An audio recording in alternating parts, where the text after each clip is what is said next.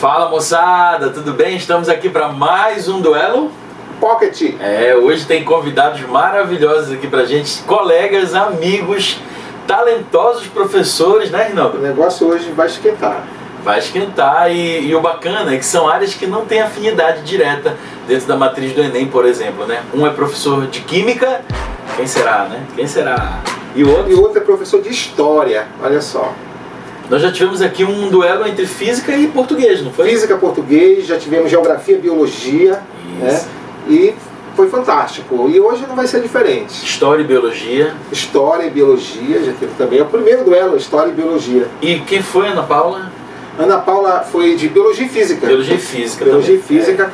E olha só, a galera que está ligada no Enem, esse nosso duelo, além de muita descontração, muita amizade, um negócio muito 10, também é Enem. Fique ligado nas dicas, hein?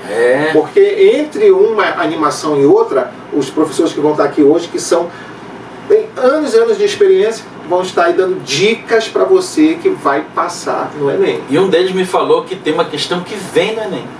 Que isso, é bola de cristal e tudo. Tamo junto. Vamos chamar? Então vamos lá? Começa por? Bom, vamos começar pelo professor de Química, conhecidíssimo na nossa região, uma sumidade aí na área dele. O apelido? Não, brincadeira, apelido não. Não pode apelido, né? Ele já ficou nervoso, né? Então vamos lá. Venha pra cá, professor Davidson de Química.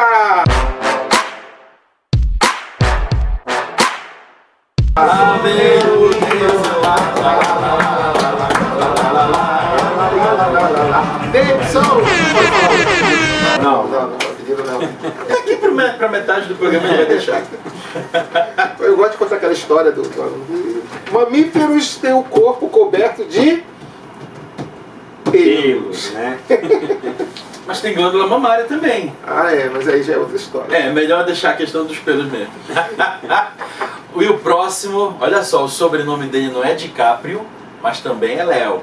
É Léo, ele é Léo e faz muito sucesso na sala de aula, porque é um professor de mão cheia. E por sinal, se você me permite aqui, é um dos professores que eu mais gosto de ouvir, porque o cara tem uma... Canta muito. Não é música, é a oratória, né? A fala, a cultura. E eu gosto muito de ouvir esse cara porque é nota 10 na dicção em tudo. Tomara que ele não tenha vindo para vender algo caro, senão a gente vai acabar comprando, né? Pois é, né? Vem pra cá. Leonardo Léo Portillo! Lá vem o Portillo!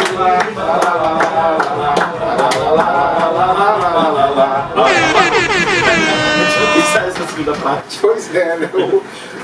Portillo, Davidson, importante falar que todos estamos vacinados, as 2 doses. Portillo quer até tomar já de reforço. A terceira dose. Se liberar, ele vai ser o primeiro da fila, né? Com certeza. Então, com toda segurança, distância aqui, e a gente espera que o mais breve possível a gente esteja livre dessa pandemia. Se Deus quiser, vai acontecer. Isso. E o distanciamento, pronto. Não adianta muito com a gente, né? Daqui a pouco a gente está querendo se abraçar e tudo mais. Leonardo Portillo, Davidson Lopes, como é que a gente encontra vocês? Portillo, tem algum canal? Alguma rede social, Facebook. Como é que... Pode divulgar à vontade. Na verdade o canal ainda não cheguei a pensar em canal, porém rede social sim. O que é um desperdício, viu, meu amigo? Muito obrigado, mas potencial. Você pode me encontrar aí no Instagram, sempre quando há algum posicionamento mais agudo, eu sempre faço um vídeo, um comentário, ou no mínimo faço um texto, né? Coloco temporário, mas quem está seguindo pode estar indo, pode estar acompanhando. Teu nome é fácil, Leonardo Portillo no Instagram, é isso? É Leonardo Portillo, são 2 O's no final, então não tem outro. Não tem erro. Não. Muito bem, Davidson. Facebook é a rede social que a gente usa mesmo. E querendo encontrar o Davidson, só é digitar no Google Química. Pronto, vai estar lá. Bom, vamos começar nosso duelo, né? Sim, vamos lá. A regra do jogo é: o professor de Química vai responder questões de histórias. De histórias é ótimo, né? De história, vai ter muita história mesmo. E o de história vai responder questões de química. Física. Mas vamos lá, muita coisa boa pro Enem. Então agora aqui, galera, fica ligado porque vai ser um duelo pocket quente. Bom, atenção, vamos pro clássico para o ímpar aqui. Professor Davidson, professor Portillo, escolha. Pá. Vamos lá. Cara de duelo, cara de combate. Pá. Quanto deu aí? Deu 6. Pá. Olha, tu ganhaste, Davidson. Muito bem, Já muito começou bem, já começou bem. começou bem. Só que aí tu ganhaste o direito de começar ou então querer que ele comece respondendo. Quero começar perguntando. Cara de combate, bicho. Então ele vai ter que responder, Vai é ter isso? que responder o cocheiro. Pronto, olha, o negócio aqui é competição mesmo, tá acirrado. Não tem negócio de brincadeira, não. Vamos tirar o sorriso do rosto, com certeza. Opa, agora o negócio ficou sério. Bom, eu vou fazer. Eu tô vendo ali um filete de sangue assim. Sangue nos olhos, sangue nos olhos. Eu vou fazer então a primeira pergunta aqui de química para o professor Portilho. Vamos ver como é que a coisa vai se processar hoje aqui, hein?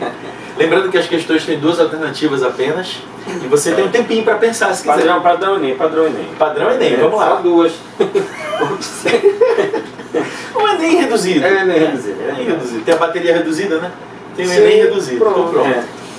Bom, vamos lá. Que rufem os tambores. Pergunta importante aqui de química para o meu amigo Portilho. Tá preparado? Claro. Opa, gostei, tá vendo? Muito bom. É assim que tem que ser, assertividade. Qual substância foi utilizada nas câmaras de gás nos campos de concentração da Alemanha? Só um instantinho. Eu acho que tem. Eu acho que tem uma. Ele está facilitando a tua vida, porque eu acho que o professor de história ele passa um pouco por aí, não passa? Eu acredito que sim. Qual a substância, galera de casa, fica ligada, hein? Utilizada nas câmaras de gás nos campos de concentração da Alemanha. Um campo de concentração famoso, né? Auschwitz. Auschwitz. Isso. Olha só, o negócio começou alto nível aqui, cara. É absurdo. Bom. Olha, queremos lembrar que se o professor Portilho errar, ele tem a opção de dizer: eu não sou de química mesmo. Tá certo. Mas veio foi bem próximo, né, da área dele. Né? Foi pensado isso ou não? Foi. Tá bom. Admito que foi. Então isso é uma coisa bem legal. de Poxa, falar. fique à vontade, né? Tá, mas tem as opções? Tem as opções aqui. Então vamos lá. Ácido cianídrico, letra A. E alternativa B, ácido clorídrico. Eu vou de Legal. letra A.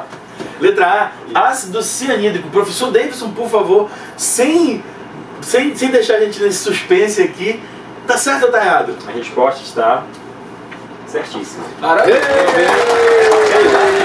Tá, Gás mostarda, é? na verdade, o gás cianeto, né? Cianeto, ele é uma substância que... Hora da dica! o gás cianeto é uma substância que se combina ali a hemoglobina, na verdade, no íon férrico, né? Isso prejudica ali o processo de oxidação, de fosforilação oxidativa, na verdade.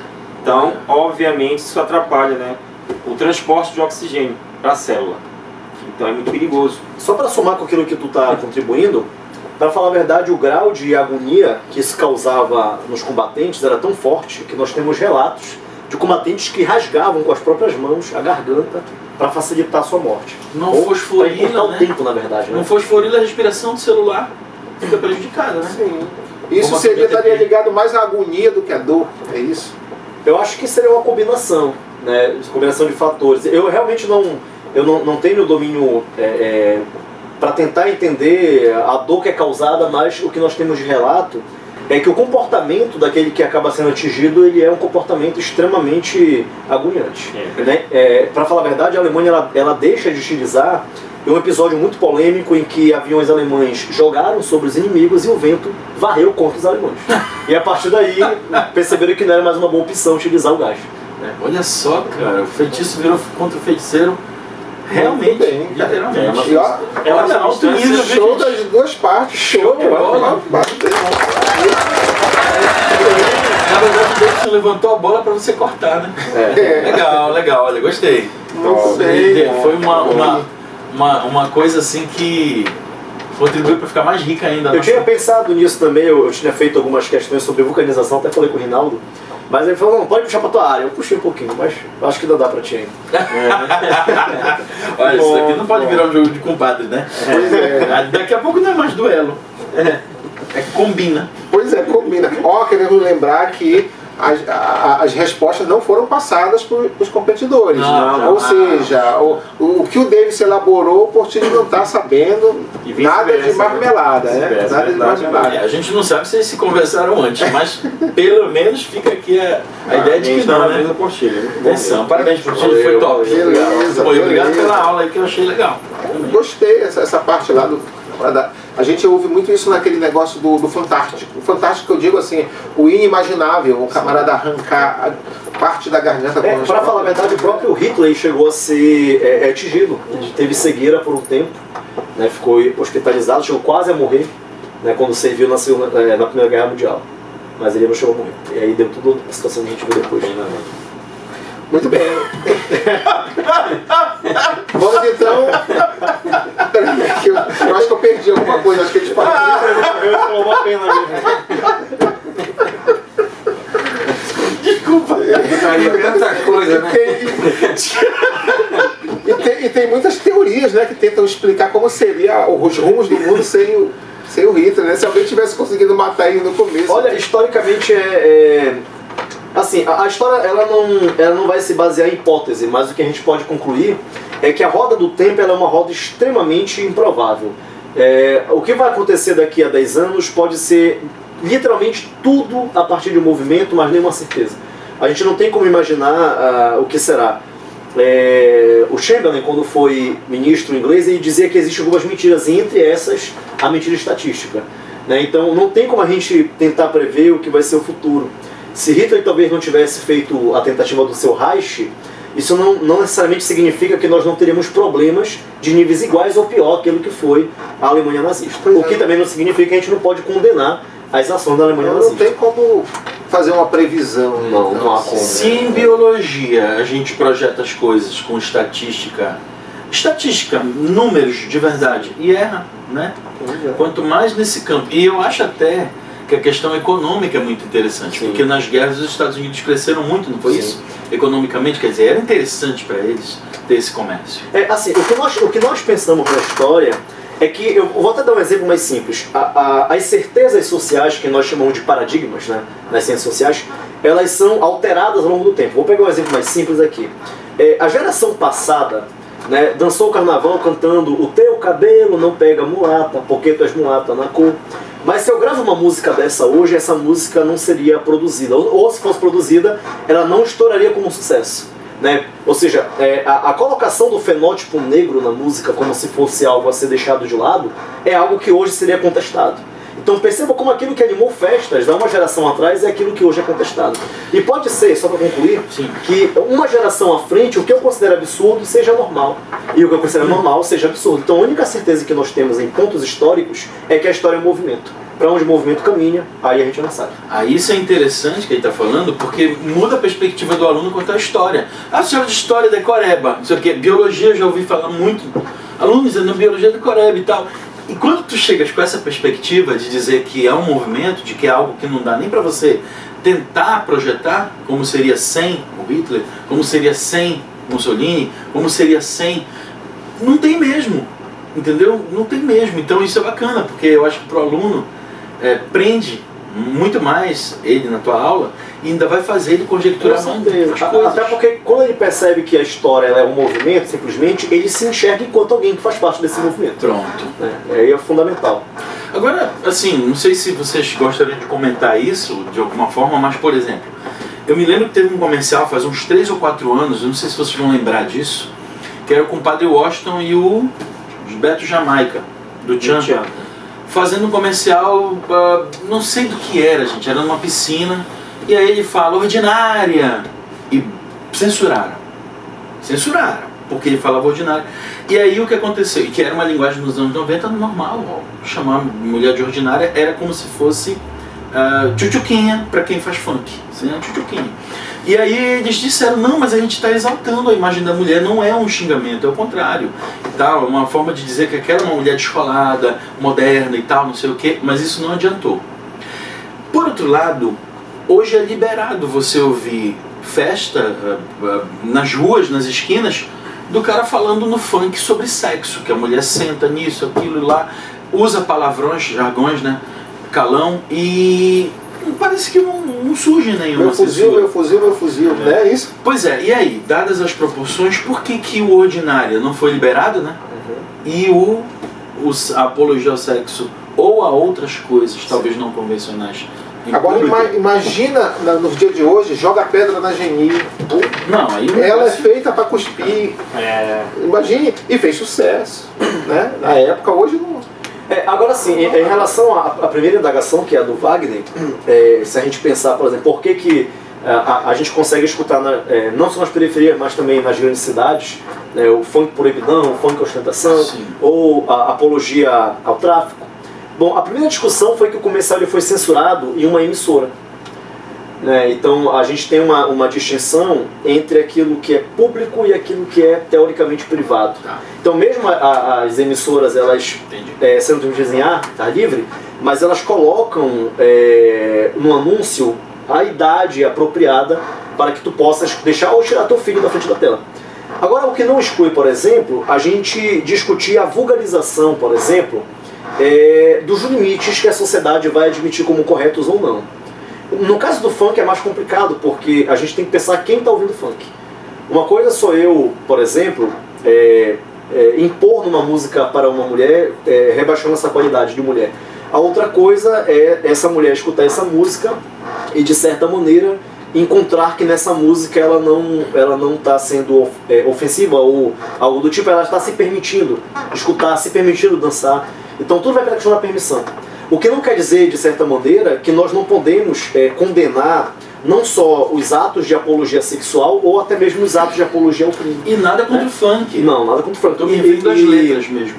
Concluindo, a gente pode pensar o seguinte também. Nós não somos seres que, de certa maneira, somos explicados por outro fator que não seja a sociedade. Né? E entender que a nossa própria formação social, ela cria as verdades que nós podemos dizer ou não. Então, fazendo uma leitura um pouquinho mais voltada para a educação, é um tanto penoso, sim. A gente pensar, por exemplo, o que determina uma pessoa na sociedade ser mais ou menos ativa é o que nós chamamos de diversidade, né? Repertório. E não é proibido que você ouça um funk, não é proibido que você faça apologia a uma arma, algo do tipo. Mas o que me parece muito estranho é que seja somente isso. Então, Ok. a gente precisa de uma política pública que possa colocar esse garoto tendo contato com outros estilos musicais. Porque enquanto ele enxergar na sua realidade somente essa proporção musical, ele vai cair para esse caminho. Ele vai escutar e não vai ver isso como algo pejorativo, porque é o valor que ele está sendo colocado. Assim como nega do cabelo duro que não gosta de pentear, não era ofensivo nos anos 80 quando o Luiz Caldas cantava, né? Mas hoje seria, né? Assim como chamar alguém de branco azedo, da mesma forma pode ofender aquela pessoa, né? Ou dizer, lá vem o careca. Olha. Isso já é também, para aquela pessoa que está ouvindo, talvez algo pejorativo, ou que defina a pessoa por aquela parte. Né? Eu quero deixar claro, nada contra o funk. Apenas um exemplo, no caso. Mas é um exemplo dos dois pesos e duas medidas. Sim, com certeza. Por que o ordinária foi proibido, né? Ser censurado? O cachorra. Sim. Tem muita música que fala. Porque é muito relativo, né, cara? Na verdade, é uma investigação complexa para a gente fazer. Porque ela parte de várias premissas. Ela parte, primeiramente, de quem ouve, em que situação a pessoa se coloca para ouvir, se ela se enxerga enquanto alguém que se permite estar ali, ou a outra coisa é eu impor. Então, são vários debates que nascem. Tem a questão da produção, tem a questão da cultura, tem a questão da inserção na sociedade, enfim, tem um bilhão de debates que nascem. Você que vai fazer redação, né, e que está percebendo a riqueza dos detalhes, aqui é um duelo pocket, mas olha para onde foi o caminho aqui da nossa E conversa. isso é natural, porque Repertório, né? nós estamos Muito rico. falando sobre dia a dia, atualidade, música. Na verdade, se tornou uma coxa de retalhos dentro do que interessa. Não é isso? Isso. E vamos então à nossa próxima pergunta. Vamos lá! Agora, Professor Davidson Lopes. a pergunta é feita aqui pelo professor Porti para o professor Davidson. Vamos lá. Ok? E tem duas alternativas. Olha, bom. Duas alternativas apenas. Olha só. Pergunta. A origem do nome Brasil vem de onde? Vem do pau-brasil, letra A. E letra B, de uma narrativa mística. Repetindo, Pode ser pegadinha. a origem do nome do Brasil vem de onde? A origem do nome do Brasil vem do pau-brasil ou de uma narrativa mística? Olha. Parece pegadinha. Agora quem é? Faz tempo, hein? Faz muito Foi Nick. Ou seja, se errar, Poxa, ele não tava lá, Não tava ali, né? Complicado. Esse é um Bem, problema, sério. Pode não. É o Brasil colônia ali, não é isso? Isso. O Brasil colônia, colonizado pelos portugueses aí. Eu acredito que seja a letra A, né? Do pau-brasil. Do pau-brasil. Vem de lá, eu acho. E quem vai dizer se está correto, né? O professor Portilho que elaborou a pergunta. Então, rufem os tambores. A Jéssica disse que não é preciso a gente falar. Jéssica, coloca o efeito sonoro, mas a gente quer falar. Vamos lá. Bem, Davidson, a resposta está errada. Acho que estão todos nós errados. Mas foi justamente isso. Eu coloquei de propósito essa questão. E, assim, é muito natural que muita gente errasse mesmo, Davidson. Então, fica tranquilo. Foi uma polêmica por muito tempo. Porque nós tivemos produções historiográficas afirmando a primeira alternativa. Né? E aí foi o motivo pelo qual eu preocupado já. Então pronto. E a galera que vai fazer o Enem aí se liga na dica do professor Portilho agora. Olha, bom, nós temos algumas hipóteses a respeito do nome Brasil. Primeiro, se a gente for para uma questão de linguística, né, se a gente for pensar na questão da linguística, não faz sentido a gente acreditar na hipótese de uma madeira dar nome a um território. Né, Parece muito poético, né? Pau, né, já existia na língua portuguesa. Brasil, da maneira que a gente vai utilizar, não era falado por aqui, não era falado pelos portugueses, não era falado pelos povos que habitavam esse território, então não faz sentido. Bom, nós temos por volta do que hoje seria a Irlanda, né, uma narrativa que nasce por volta do século XIV, da ideia de que muitos navegantes encontravam uma ilha mística encantada, das quais eles chamavam de Rai Brasil. Né? Essa ilha aparecia, segundo os navegantes, de 7 anos. Nós encontramos em diversos mapas de diversos povos a partir do século XIV, povos celtas, por exemplo, e é muito provável que portugueses tenham tentado encontrar. Só para a gente fazer uma correção antes que eu chegue no Brasil, de fato, no território, nós temos hoje investigações científicas que mostram que não era um delírio. Eu não consigo expressar o fenômeno que era, mas é como se fosse uma espécie de miragem. Que esses camaradas acabavam vendo, eu não sei se era reflação, algo do tipo, que eles acabavam enxergando ali que de fato não existia aquela ilha. Mas começou-se a criar a narrativa de que ali se habitavam povos inteligentes, uma diversidade de fauna e de flora, até que por volta do século XIV para o século XV, alguns monges dentro da Idade Média começam a produzir textos. Né? São Brandão se destaca e começa a afirmar ter visitado a terra de Brasis. Daí quando os portugueses pisam aqui, percebendo a riqueza da fauna e da flora, eles colocam o nome de Brasil, que mais tarde, inclusive, batiza-se o pau-brasil com esse nome. Então é o oposto, né? Isso é o oposto. Mas é interessante que nem sempre é o que se aborda quando a gente vai olhar em alguns materiais didáticos, né? E aí fica até uma criticazinha pra gente estar pensando. E é uma curiosidade pra gente, na verdade. É uma curiosidade. Consequência, né? Eu marcaria também a letra A, eu iria de pau-brasil. Então. Tamo junto. Erramos os três aqui. Brasil! Mostra a sua Muito cara. bem. Então, vamos à próxima pergunta. Olha, as perguntas que forem erradas, né, eu vou marcando de vermelho aqui pra gente não perder a contagem de quem vai ganhar ali no final, né? Vale R$1.000 que me falaram. Meu Deus, vai refazer. Vale um tanque de gasolina cheio. Atenção, vamos para a segunda pergunta para o Portilho, pergunta de química. Vamos ver se o Davidson pegou pesado agora.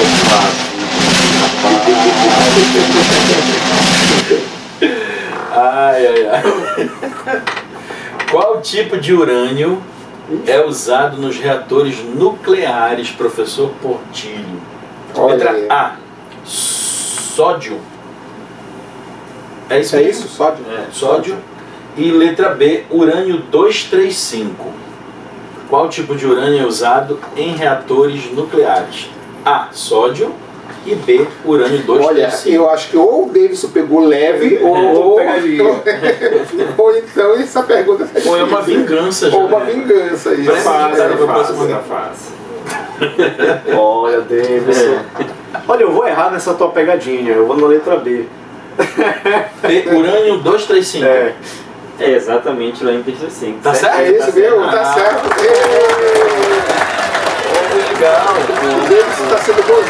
Eu não sei se eu fiz errado, mas eu pensei meia vida, por isso que eu marquei isso aí, não sei se foi.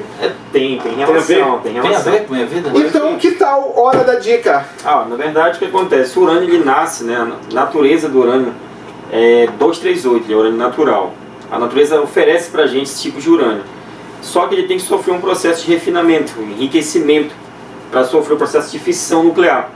Então ele vem a reduzir essa massa para 235 para poder sofrer a fissão, né? Então a alternativa é B mesmo, corretíssima. Urânio físsil é de massa 235. E tem a ver com meia vida mesmo?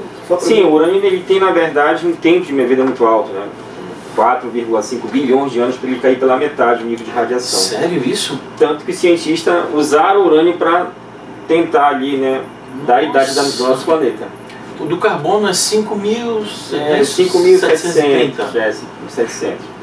Nem chega perto do urânio. 4,5 bilhões de anos para cair pela É a metade. idade da Terra. Por isso que foi feito pelo urânio, né? Essa estimativa de idade da Terra. Olha que interessante. Eita, cara! Isso é Legal! Isso Eu é falei que dica quando eu não mesmo. soubesse, eu ia chutar com alguma pista que eu sabia, então deu certo pelo Deu menos. certo, olha aí. Bom, parabéns, E- parabéns pro Chico. Não só a arte de chutar, como a arte de eliminar, né? O que poderia Isso, parecer ser absurdo. Eu poderia ter colocado o urânio 238, que é o urânio natural, e o urânio 235, que dificultaria pro Portilho, né? Aí eu errado. Tanto que os cientistas usaram o processo de enriquecimento para trazer esse urânio E quem 235. ganhou aí nessa conversa aí que eu achei fantástica aí foi a galera que tá. E vai prestar o Enem, Com porque isso aí certeza, não muito bom ajudar, galera. informação preciosa, hein? Pergunta que não quer calar. Tu és bonzinho assim nas provas pros alunos? Claro, claro. Vou te dar uma. Eu vou te. Não é o que Deixa que eu respondo essa pergunta. demorou pra responder, tu viste? Em sala de aula, eu tô ali dando aula, né? Aí quando eu vejo todo mundo conhece.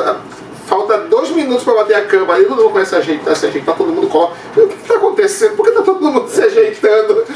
A aula do Davis depois da sua.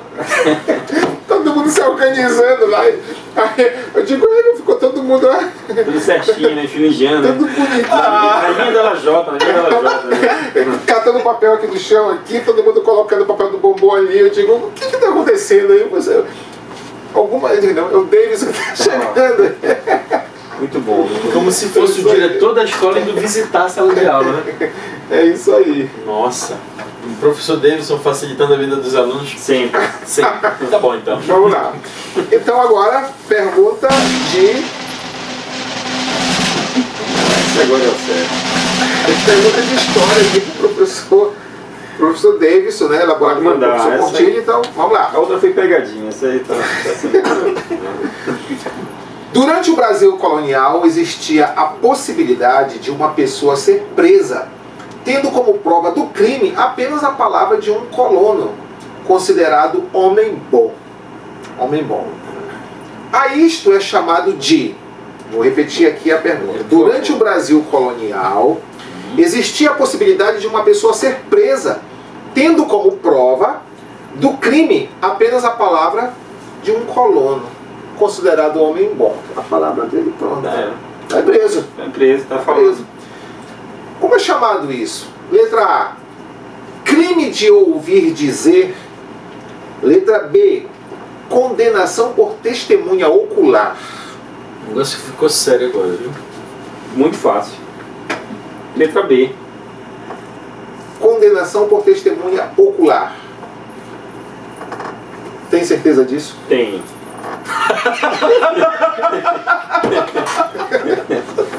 Esse é um Deve ser muito engraçado, gente.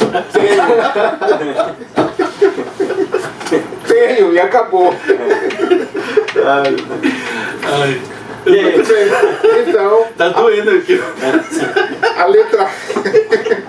a letra A, crime de ouvir dizer, e a letra B, condenação por testemunha Não quer ocular. Não. Então a resposta do Davis foi letra B. Professor Portilho, por favor. Está errado de novo. Mas novamente, isso não era uma pergunta fácil, a gente confessa. Urucubaca. Isso. Davidson, você já pensou em frequentar alguma sessão de descarrego? Assim? Pois é, né? Tomar um banho de peão roxo, alguma coisa. Peão roxo, olha onde tu foste De porrada com o pé de espada de São Jorge, né? Isso era remédio pra boqueira, né? Passava peão roxo na boqueira, na rachadura. Mas eu tava desconfiando realmente que não seria o testemunho ocular, né?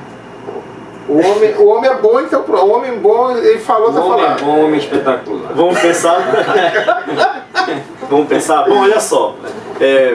Para nossa galerinha que está olhando a dica, bom, a sociedade colonial ela é muito complexa se a gente pensa do ponto de vista jurídico. Né? As implementações, as ordenações portuguesas, chamadas de ordenações mananinas, elas serviram no Brasil e aí existe uma distinção na forma de ser punido, se você é nobre ou se você não é nobre.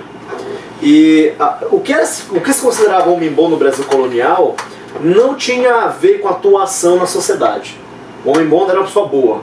O homem bom era um homem branco, com posses, dono de escravo e que normalmente exercia algum cargo público. Esse era um homem bom. E nessas situações, esses camaradas considerados homens bons, quando relatavam perante a um juiz de fora, curiosamente chamado assim porque vinha de Portugal para cá, daí juiz de fora, né? Quando relatava perante um juiz de fora sobre a acusação de um crime de alguém, esse alguém não seria julgado, seria condenado. Porque se considerava que esse homem era tão precioso perante a justiça portuguesa e colonial, que a simples fala desse homem tem o peso de comprovação. É o que nós chamamos de crime de ouvir dizer. E que inclusive isso vai dar embasamento para a tua última pergunta. É bem interessante. Tá bom. Aguardei aqui. Rapidinho, nós somos de... Na verdade, uma dica. Eu acho que isso aqui passa no Brasil inteiro, né? Mas nós somos de Belém do Pará, para quem tá ouvindo. E nós temos aqui em Belém um bairro chamado Guamá. Meu bairro. Teu bairro. Meu bairro. Então, no teu bairro, nós tivemos um caso de um padre que foi julgado pelo Tribunal do Santo Ofício, pela Santa Inquisição, por crime de ouvir dizer. Nossa. Então ele andou mexendo com os interesses, né, da alta sociedade daquela região, e aí houve uma cúpula que acusou o padre por crime de ouvir dizer, e ele foi condenado em Évora, em Portugal. Nossa. Quer dizer que este homem, um homem bom, não seria aquela pessoa de boa índole, Não. tudo, não. Seria que ser alguém, um homem bom. Bom de dinheiro, bom de prestação de serviço para a coroa portuguesa, era isso que de certa maneira interessava. Entendi. Um homem bacana. Então, Engraçado, né? Realmente Isso bom. tem uma origem corrupta, na verdade, né? Essas expressões, elas são expressões que acompanham a formação do Brasil. Né? Eu poderia fazer um paralelo com hoje, mas eu acho um pouco perigoso. Né? Mas a gente são expressões de colocar conotações, adjetivos bons, né? Bem sobre algumas parcelas da sociedade, isso é muito perigoso. Porque se considera que existe um estereótipo de uma pessoa boa, e esse estereótipo se veste de uma profissão, se veste de uma cor, não se veste de uma ação, aí eu já tenho um problema muito sério. Já fica duvidoso. Com certeza. Entende? Com certeza. De fato. ok, gente. Então, Davidson, vamos levantar esse placar aí? Vamos lá, Vamos levantar lá. esse placar? Até agora, quanto tá o placar? Tá 1.775.000 Isso. para o Portilho e 1.734, pi para o Davidson. Bom, Tem que recuperar esse negócio aí. Né? Então agora a pergunta do Davidson para o Portilho. Vamos ver Vou se escolher essa uma aqui pergunta- para pegar pesado aqui. Como se eu soubesse. Ai. Vamos lá. Isso aqui vai arrebentar. Não tem a ver. Qual o elemento químico, Portilho, com o maior ponto de fusão e ebulição na tabela periódica? Qual o elemento químico com o maior ponto de fusão e ebulição da tabela periódica? Tungstênio, letra A, ou ferro, letra B? Eu acho que eu sei essa, mas eu, diante dessa briga de titãs aqui eu nem me meto mais. E de ebulição. Ponto de fusão e ebulição. Tungstênio ou ferro? A galera que está em casa aí assistindo, deve estar logo pensando, fusão e ebulição. Fusão, é igual a Portilho agora. Eu tô assim, eu pensando. Agora tu falaste em fissão nuclear, não foi? Fusão. Tem a fusão também. Porque tem a diferença da bomba atômica e a bomba de hidrogênio em relação a isso. Mas a gente vai chegar lá, pessoal. Só pensar aqui. Rapaz. calor específico baixo. Como se fosse o Robert De Niro, assim, dizendo. Agora ele erra. E o Robert Al De Pacino. E o Al Pacino aqui. Tá, vamos lá. Vocês parecem. Robert De Niro. Jéssica. Olha pra lá, Davis, pra Jéssica fazer uma comparação aí. Robert De Niro nos anos 70, ó. E Al Pacino. No Poderoso Chefão 1. Ou então. Tá, vamos lá.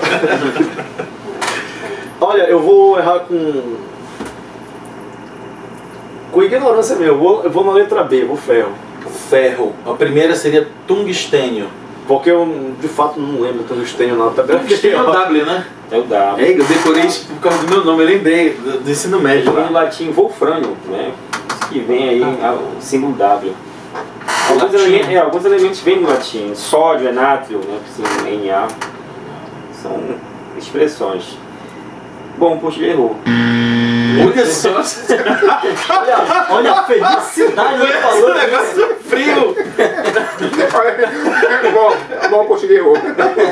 Eu ia perguntar outras coisas antes pra criar um suspense, mas não deu certo. Olha, eu sei o que é ebulição, mas eu não fazia ideia porque eu não. Tungstênio. Eu chutei mesmo. Só explica aí, Davis, pontos de ebulição e de fusão pra galera. Então, o que acontece? Então, esses dois pontos aí, fusão pra gente, né?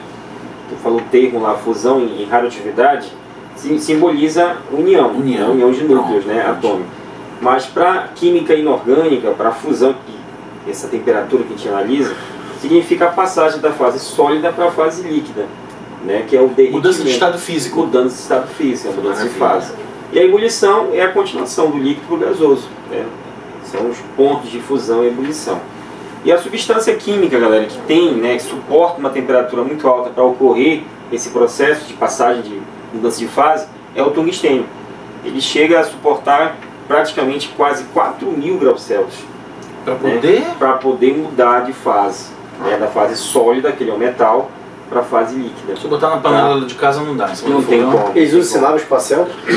Eles usam nave espacial, isso? Deve usar com certeza, né? Por causa do atrito, né? Quando a nave entra, né, na atmosfera, vai ter ali um atrito, então a temperatura é muito elevada. Então, Ou dá pra ir pra mais perto do Sol, né? Tipo, 1 bilhão de quilômetros antes. Né? Então é uma substância que suporta. Foi muito usado nas lâmpadas incandescentes. Aqueles filamentos eram de tungstênio. Tá, eu Né? tava tentando lembrar de onde eu tinha visto. Só que a temperatura, né, com o passar do tempo, tanto ali aquela lâmpada acesa, acaba que rompe esse filamento e a lâmpada apaga. Né? Também usado na broca, né, em furadeiras também na ponta, para suportar altas temperaturas. Aquele atrito da... Aquele atrito que ocorre lá. Né? O ferro, ele tem ali, suporta 1.500 graus Celsius, tá, para ocorrer o derretimento. Mas Contra do tungstênio. o tungstênio é 4.000, então não tem como. Né, se cair isso no Enem, né, galera? Porra. Vai ser muito legal, uma dica muito boa. Muito boa A mesmo. frequência disso no Enem é boa? É boa, É boa. tem uma boa incidência nessas mudanças de fase das Que substâncias. legal, obrigado por esse show de informação que vocês estão dando aqui, olha. Cara, o negócio tá muito legal, tá muito bom. Tanto é que a gente tá se estendendo além do normal um pouco, Mas é porque né? a gente tá aprendendo também. Na verdade, eu tô aqui absorvendo aqui também esse conhecimento de química e de história. É muito bom Por mesmo. isso que a gente tá se alongando aí e o pessoal lá em casa só tem a ganhar. E agora ele tá começando a se divertir. Tá reagindo. Errou, Não, ele se animou, você coloca vermelho lá, olha, eu tô colocando vermelho, depois pergunta. Coloca vermelho de portilheiro. Galera, vamos! Não esqueça de colocar o vermelho do portilho. Ele mesmo faz a auditoria. Vamos à questão aqui de número 4, já indo para. Essa aqui é a penúltima questão já, né? Não, Terceira, 3, né? terceira. Terceira, não, antepenúltima. Então vamos lá. Para o professor Davidson. Após a peste bubônica que abalou a Europa medieval, uma das polêmicas mais agudas que seguiu foi acerca do banho. Certo. Os homens medievais tomavam banho em qual frequência anual, né? Ele dava desculpa, né? O Leonardo DiCaprio disse que tomava banho só uma vez a cada 2 semanas. Olha aí. Mas isso Pegou tão mal. Mas isso é Leonardo DiCaprio. Mas pegou muito mal. Minha tia disse assim, tão bonito, tão porquinho. Depois ele foi dizer que era para economizar água, mas não colou mais. Sabe? Então de Léo para Léo, tá aí. Ele fez que estão pensando nisso, será? E se o professor Leonardo Portillo tomar banho de 2 em 2 semanas só, como é que fica? Meio complicado. Rapaz, ele é patrulha. Acho melhor não dar essa ideia, né? Não dá ideia, que senão o tempo fecha. Então diz assim, a pergunta seria: os homens medievais tomavam banho em qual frequência anual? Ele pegou pesado, colocou 3 alternativas. Olha aí, dificultou. Não é justo. Não é justo. Não é justo. Quer correr nenhuma? Pronto, fica melhor. Não. É desafio, a gente tá aqui pra Isso isso. é desafio, né? Isso Claro, isso aí. Manda uma mais difícil aí. Letra A, uma vez ao dia. Letra B, banhos mensais. Banhos mensais. Letra C, apenas de 2 a 3 banhos ao ano. Você está falando aqui, os homens medievais, né? Os homens medievais tomavam banho com qual frequência? Após a peste bubônica. Após a peste bubônica, que tinha desculpa, né? O meu irmão ia adorar essas alternativas assim. Não gostava de tomar banho quando era criança. Dito que letra B. Banhos mensais. Ó, uma vez ao dia. Letra B, banhos mensais. Letra C, apenas 2 a 3 banhos por ano, né? Ao ano, né? Eu vou de letra B. Letra B, os homens medievais tomavam banho uma vez por mês, então, né? Vamos lá. Bom, a alternativa está errada. Bom, essa é uma das polêmicas de fato mais agudas. Mas a culpa foi do Portillo porque ele colocou 3 alternativas. Foi minha. acertado. Essa vai só meio essa aí. Mas pelo menos dá pra ver que você é um rapaz higiênico. Ele não admitiu essa ideia de 2 a 3 banhos ao ano. Quer dizer, qual é a resposta? Né? É essa mesmo. Banho 2 a 3 por ano? Por ano. Agora vamos entender os motivos que levaram a isso, né? Quando a peste bubônica varre, praticamente 1/3 da Europa medieval, começa-se a crer, por exemplo, que o fato de você tomar banho abre os poros para a introdução do que eles chamavam de ventos que vinham contaminados. Olha, essa mentalidade é tão forte que, voltando para o Gomar de novo, quando foram construir o cemitério ali nas proximidades, a população fez protesto. Com essa mesma ideia de que os mortos soltariam bactérias ou, de certa maneira, micro-organismos que pudessem infiltrar na pele das pessoas. Pelo vento. Pelo vento. É que na Idade Média a ideia de micro-organismo não existe, tá? Mas eles entendiam que os ventos traziam alguma substância, algo que introduzia no corpo, e daí criaram a tese de que a ausência do banho criaria uma camada protetora na pele. Que cria, né? Para impedir. Isso é muito interessante pelo seguinte, o Gregório de Matos Guerra, né, que é um poeta da literatura muito famoso, conhecido como Boca do Inferno, quando queria alfinetar os portugueses, ele dizia: se você quer saber de bacalhau, vá para Portugal. E ele não se referia ao peixe, ele se referia ao cheiro, ou melhor, ao mau cheiro das pessoas. Isso tem a ver, inclusive, com a ideia do buquê de noiva. Né? Os casamentos aconteciam nas temporadas menos frias, onde tomava-se banho e aproveitava para casar, mas mesmo com banho, o aroma das noivas, elas não eram colocados em xeque. Daí as mães das noivas iam até as suas floriculturas, pegavam flores mais cheirosas que encontravam para elas entrarem na igreja e disfarçarem o odor perante as pessoas que estavam presentes lá. As rosas eram usadas na Idade Média como uma forma de tentar disfarçar os odores. Até hoje é assim? Hoje não, hoje a gente tem a questão do romantismo, né? Inclusive isso tem a ver também com a ideia de utilização de flores para velórios e coisas do tipo. Tá. Para você não ter formol para tentar. Então uma coisa não é no sentido romântico da coisa, né? Não. É um mau cheiro. É um mau cheiro. Impressionante, hoje a simbologia é diferente, né? Legal, Então, ponto para o Portillo, né? O que está acontecendo com algum deles?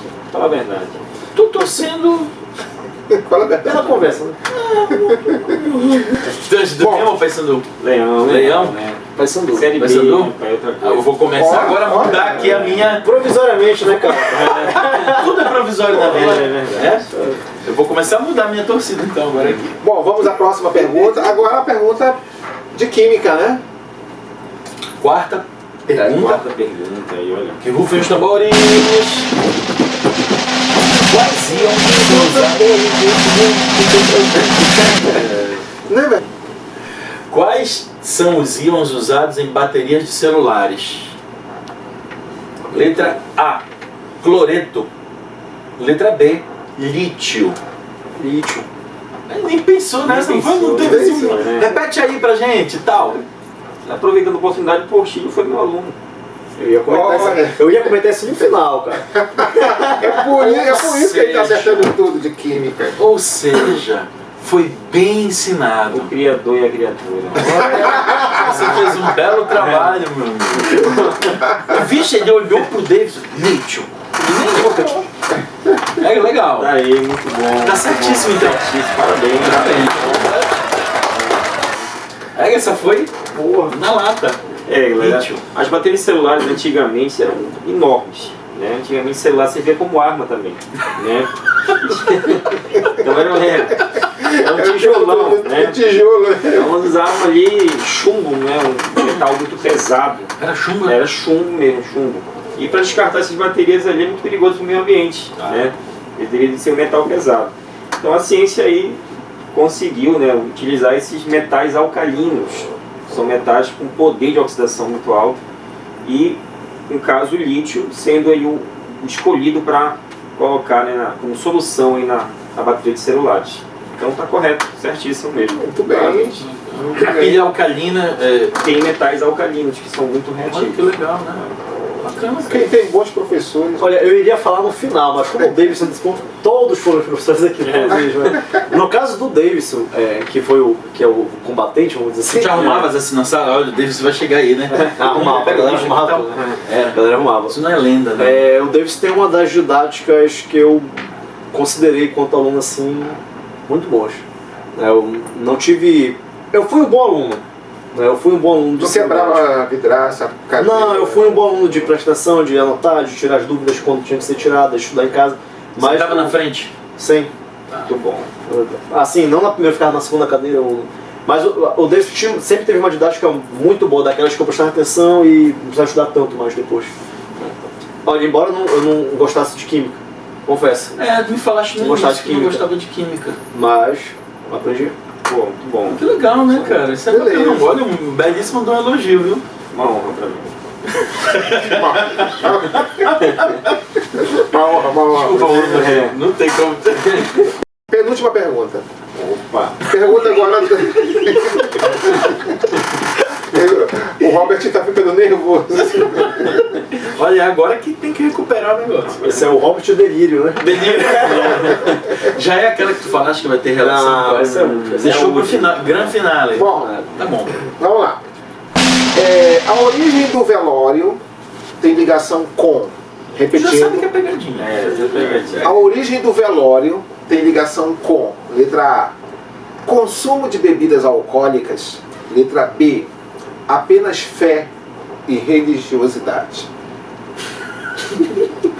A origem do velório tem ligação com consumo de bebidas alcoólicas, apenas fé e religiosidade. Esse apenas, às vezes, ele pegadinha mesmo, né? Apenas, exceto, né? Tem biologia que eu digo. Acho que o Davis vai pedir revanche. Não. Velório, né? Letra A. Consumo de bebidas alcoólicas. velório. Só uma pesquisa rápida contigo. Tu foste no improvável, tu foste no.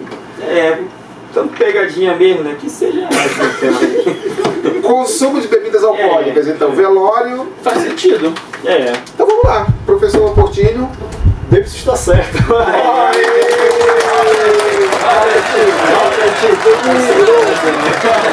Delírio. Curioso, né? Eu sabia que eu sabia. Eu me lembro de uma cena de Renascer que O Davidson fez. o Daniel, né? Eu acho que tinha a música dele lá em Renascer. Que o Coronel José Inocêncio se finge morto, né? E o Belarmino chega lá, vamos beber o morto. Né? Vamos beber o morto. Eu acho que tem a ver com essa questão mesmo. Bom, é curiosa, né? Bem, o que acontece é o seguinte, né? Ainda falando de Idade Média, a gente percebe que a acessibilidade ao metal é muito escassa. Então as famílias mais humildes tomavam suas bebidas em produções de argila, em pequenos copos feitos de barro. E os nobres, ou membros da igreja, já tinham condições de ter metais. Só que a maneira como se produz o metal é uma maneira muito irresponsável na Idade Média, por uma questão, claro, de não conhecimento de técnicas mais avançadas. E as substâncias alcoólicas misturadas, e aí o Davis pode até depois contribuir em relação a isso, misturadas a essas substâncias que não eram bem anexadas na produção, criavam um potencial alcoólico fenomenal. E aí as pessoas tinham como alcoólico. O problema é que durante a Idade Média Ocidental, a quantidade de doenças que afetou a Idade Média foi uma quantidade absurda. E como você não tem conhecimento de micro-organismo, você não sabe o que de fato a pessoa morreu. Daí as pessoas, quando encontravam estânios na rua, claro que não há documentação no bolso desse cara, ninguém iria tocar no camarada. Ou ele seria queimado, achava que estava morto, ou seria enterrado como indigente. Ao ser enterrado como indigente, depois de um tempo se desenterrar para enterrar outro indigente, e perceber que o caixão estava arranhado. Ou seja, enterrou alguém vivo. Tentaram encontrar métodos que pudessem evitar essa situação. Então, às vezes se colocava uma corda no braço da pessoa, colocava um sino em cima, o cara acordava se batendo. Se o camarada do cemitério não tivesse como alcoólico também, ele ia cavar para tirar o cara de dentro, né? Tenso, né, cara? Tu tá andando no cemitério e toca um sino. Se o coveiro não tivesse como alcoólico, ele ia escutar, ia tirar o cara de dentro também. Mas aí o que acontece? Até então, até esse fato, como funcionava? As pessoas morriam, rapidamente se enterrava a pessoa. Mas a partir do momento que as famílias mais ricas começaram a saber que estavam enterrando pessoas vivas, elas começaram a observar o corpo por um tempo. Então se velava de fato, se de vela, né, ao lado do corpo por um período, para ver se aquela pessoa não iria voltar a se mexer de fato. E aí vem trazendo a tradição que a gente conhece hoje como velório, né, a partir daí. Então aparentemente não tem ligação alguma, mas a gente vai estendendo a história e vai encontrando os laços do tempo aqui. Muito bem. E o Davis acertou. Olha aí. Falou em bebida alcoólica, né? Falou em bebida alcoólica, né? Então vamos à pergunta de química agora, né? Vamos lá. Última. Atenção. Vamos lá. Momentos de tensão. Qual hidrocarboneto é também hormônio vegetal? Ah, isso aqui é pra gente. Hormônio vegetal responsável pelo amadurecimento de frutos. Letra A, gás acetileno. E letra B, gás etileno. Eu vou de letra B. Gás etileno. Isso. É isso mesmo? É. A letra A seria acetileno. É. Letra B, etileno. Professor Davidson Lopes. Parabéns, professor.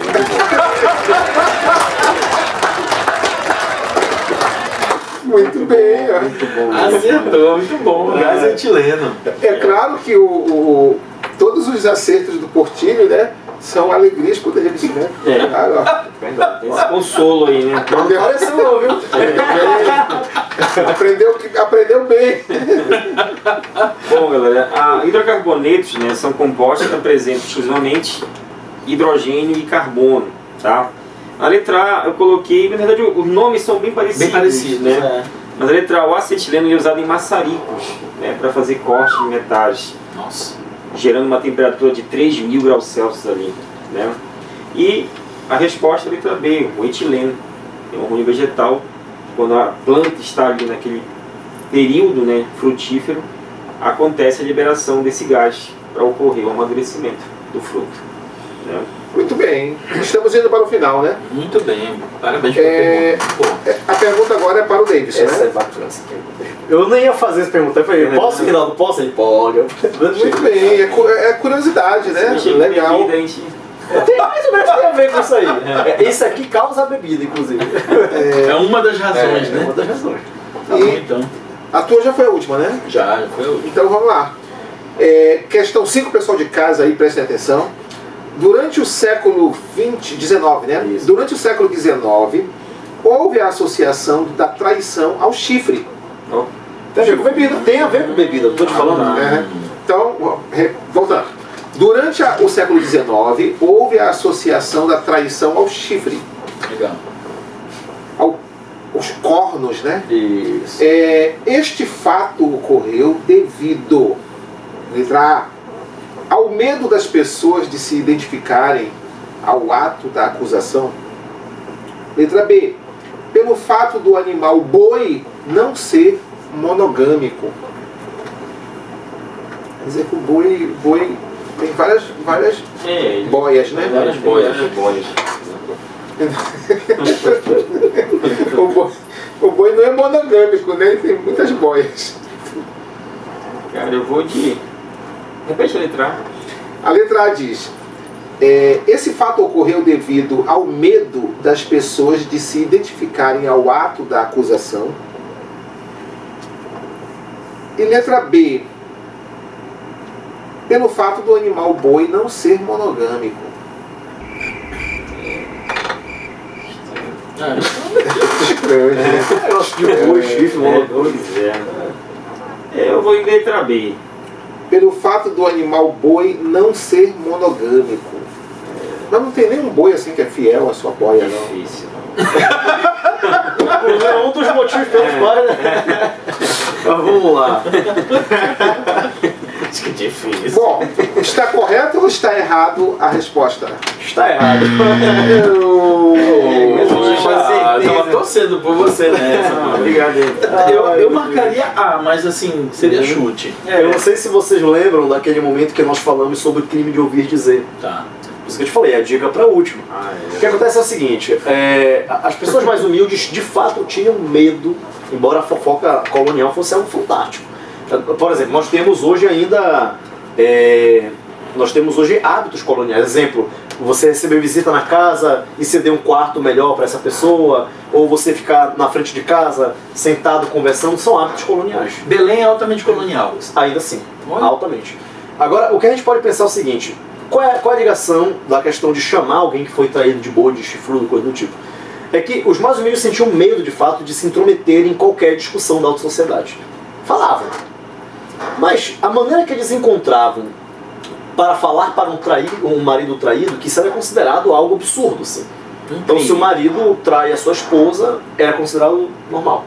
Mas se a esposa trai o marido, inclusive, isso é muito polêmico, tá? Isso não há, ainda bem não há mais hoje isso. Mas existia um crime chamado crime de honra na colônia, em que o marido traído tinha a permissão legal de assassinar a sua esposa E o amante? Não seria condenado. não seria condenado. É o crime de honra. Caso contrário, não poderia. A mulher não pode. E aí o que acontece? Nesse caso, as pessoas mais humildes sentiram tanto medo de fazer a denúncia que eles começaram então a pendurar na beira da casa dos traídos um chifre. Ou seja, indiretamente, a pessoa sabia que alguém naquela rua estava denunciando a ele que ele estava sendo traído. E a partir do século XIX, então, começa-se na história do Brasil a associação do corno em relação ao chifre do animal à traição. Ou seja, não queriam acusar diretamente para não se identificar com Isso. E aí, a acusação. tu não né? pode saber o que o cara vai fazer contigo. Não pode te... É daí que vem aquela história, o marido traído é o último a saber? talvez sim. Talvez tenha uma relação. Muito bem, então, como nós estamos já indo para o final do nosso duelo, que foi fantástico, como Não, é interessante que foi longo, mas... E foi longo, mas cheio de coisas interessantes ali, de curiosidades, de dúvidas e de Enem, né? Olha, vocês Enem. transbordam conhecimento, muito parabéns, viu? Porque vocês dois são pessoas que têm uma experiência e um tato com os alunos. Tem aquelas brincadeiras, né, que o Rinaldo falou, do aluno arrumar a cadeira e tal, tudinho.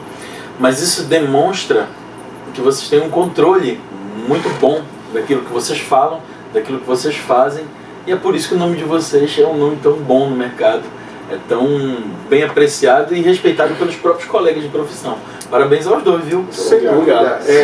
O domínio que vocês dois demonstraram dentro da matéria de vocês, é claro que quando a gente diz para um fazer pergunta da sua matéria para o outro, é porque a gente sabe que um não tem... o Davidson errou pergunta de história, né? Não tem porque o Davidson... vou ficar pensando mal do Davidson porque ele errou pergunta de história, não. A gente sabe que o Davidson tem um domínio muito alto, muito grande da matéria dele. Assim como o Portilho, dentro da história, aí é uma autoridade, né? Porque ele disse, tudo bem, eu errei uma questão de química, mas era a matéria que eu menos gostava. Mas pra mim uma prova real disso é que tu tivesse um bom professor mesmo. De fato. Né? Então, vamos declarar quem ganhou? Vamos lá, então. Quem ganhou? Professor Portilho errou uma questão. Então acertou 4 aqui, Bom, das 5. Ele tá procurando aquele, acho que ele marcou em vermelho aqui, ó. Aparece aí um pimenta malagueta. Se espremer esse computador Eu agora. achei engraçado aqui. Professor Portilho errou. Professor Portilho errou uma questão. Aquela cena foi demais. Sendo Uma. assim, Robert De Niro e Al Pacino cara a cara no final do filme. Cena final. Wagner diz assim. E a tua resultado aqui, o professor Davidson acertou. Só uma. Então ficou empate. Ficou empate? Empatou. Pronto. Pronto, ele empatou. Empatou. Ele acertou? 4. Não. Ele errou? 4. 4. Estamos certos. Tu sabe do que tu me lembraste agora? Do Didi convencendo todo mundo que ninguém trabalhava. Lembra desse cálculo? Que ele faz, não, se a gente dorme 8 horas por dia, 1/3, né? Do dia, então, 1/3 do ano a gente não trabalha. Ele foi diminuindo. Aí no final sobra só um dia, né? O cálculo dele é muito bom, né? Trabalhador. Aí ele disse, não, tem um dia que eu trabalho. Não, esse é 1º de maio, dia do trabalhador. Foi o mesmo cálculo que tu fizeste agora, deu empate. Bom, produção, fotos. Vamos lá. Tu entrega pra ele.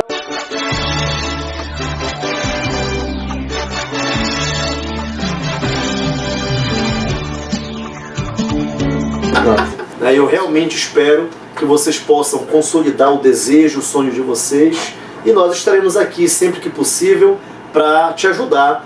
Claro, nós somos apenas pessoas que te ajudam a conquistar o teu grande objetivo da vida. O grande lutador, o grande merecedor é você, que nós convidamos a participar desse canal fantástico que te apresenta 1 bilhão de possibilidades para a tua aprovação. É isso que eu desejo a vocês, é isso que eu digo também. Legal, lindas palavras. Isso. Muito bom. Agradecer o espaço, muito bom mesmo, né? Amigo Wagner, Rinaldo. E, obviamente, galera, nesse momento é focar, né? Saber aqueles assuntos ali que tiveram uma grande incidência, tá? E te ajudar de alguma forma, né? A gente está pelos canais aí, pelo Facebook, para que você possa ter também esse auxílio, né? Mesmo de distante. Te esforça mesmo e boa prova para vocês aí. Muito bem. Ok, gente. Então nós estamos encerrando mais um Duelo Pocket. Com o duelo, né? O duelo foi excelente, como os demais, cheio de informações, com pessoas fantásticas, convidados aí, como nós já apresentamos, ilustres. E nós agradecemos a todos aí que estão aí em casa assistindo. E Pocket Bio, muito obrigado. Até a próxima. Pocket Bio.